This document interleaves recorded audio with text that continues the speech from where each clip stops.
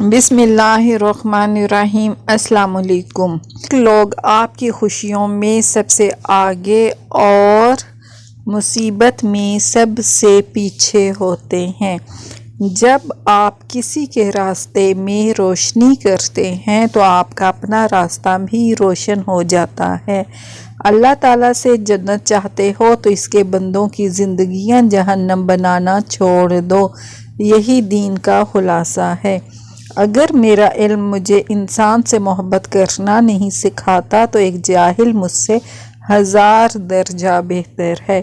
सिर्फ रब की ज़ात ऐसी है जो माफ़ी मांगने पे ये नहीं पूछता कि गलती क्यों की थी। छोटी से छोटी नेकी को भी हकीर मत समझो। मुमकिन है कि वही अल्लाह की रज़ा का सबब हो।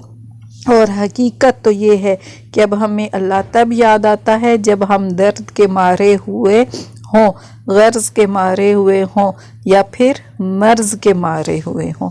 गरीब से अकड़ कर मिलना और अमीर से मिलते हुए मुस्कराहट सजा लेना ये हुस्न इखलाक नहीं बल्कि बदतरीन मुनाफकत है।